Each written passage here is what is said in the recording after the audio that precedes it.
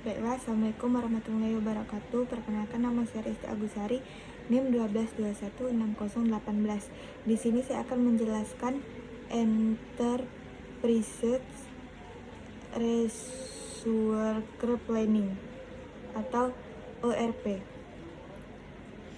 ERP adalah sistem perangkat lunak yang mengintegrasikan berbagai fungsi dan proses bisnis dalam suatu organisasi ke dalam satu sistem yang terpusat. ERP bertujuan untuk menyatukan dan menyederhanakan manajemen informasi di seluruh departemen seperti keuangan, produksi, pemasaran, persediaan, dan lain-lainnya untuk memastikan aliran data yang efisien dan konsisten. Konsep utama ERP adalah integrasi. ERP mengintegrasikan berbagai fungsi bisnis yang berbeda, misalnya keuangan, persediaan, penjualan, HR, ke dalam suatu platform, memudahkan akses informasi secara real time dan mengurangi kebutuhan untuk input data manual atau duplikasi. Yang kedua ada otomatisasi. ERP memungkinkan otomatisasi proses bisnis, mengurangi pekerjaan manual, meningkatkan efisien, dan mengurangi kesalahan. Yang ketiga ada data terpusat. Semua data perusahaan disimpan dalam suatu basis data terpusat yang memudahkan konsistensi dan aksesibilitas. Modul dalam ERP. ERP terdiri dari berbagai modul yang masing-masing menangani aspek tertentu dari operasi bisnis. Beberapa modul utama dalam ERP antara lain adalah modul keuangan dan akuntansi, mengolah transaksi keuangan, pelaporan keuangan. Yang kedua ada modul manufaktur dan produksi, mengatur proses produksi. Yang ketiga ada modul persediaan dan pengadaan. Yang keempat ada modul penjualan dan distribusi yang mengolah pemesanan pelanggan.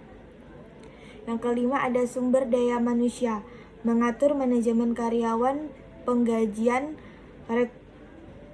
rekrutmen. Modul manajemen proyek yang mengelola proyek perencanaan. Yang ketujuh ada modul layanan pelanggan yang mengelola layanan pelangganan.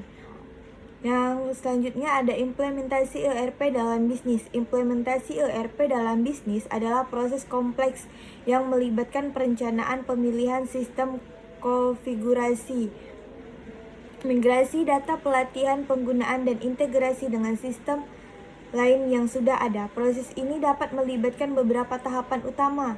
Yang pertama ada perencanaan dan pemilihan sistem, analisis kebutuhan dan desain sistem, pengembangan dan